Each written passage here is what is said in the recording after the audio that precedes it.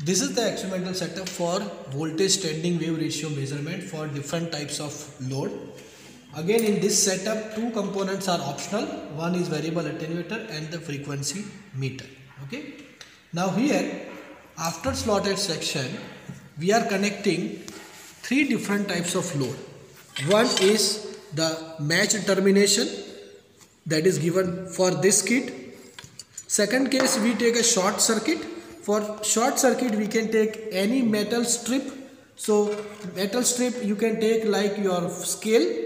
So this is the load that we can use for short circuit.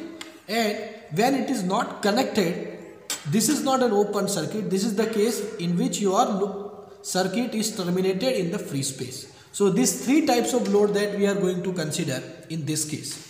Now in this case, when it is terminated in the free space, now you can observe the CRO. As we are moving along the line, you can observe that at some point you get V maxima, at some point you get V minima. By noting down the value of V max and V min from the cathode ray oscilloscope, we can find out the VSWR for the free space condition. Now second case we take for short circuit. For short circuit, I am using this metal strip. You just see over here when I am putting this metal strip over here.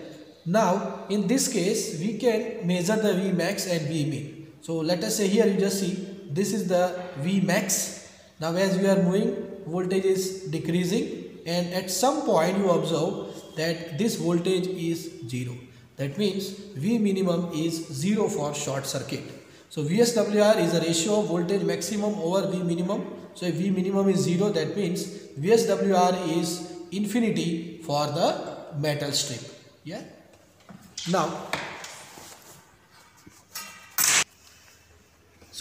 in the third case, we have connected a match termination as our load that is given for this kit. Now again we can note down the value of V max and V min along the line.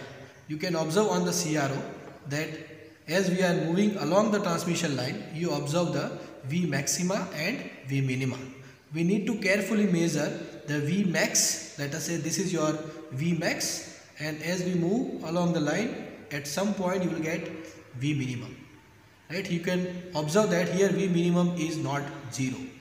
Right? And that's why that VSWR you can find out with the ratio of V max and V min. The readings are provided in your lab manual.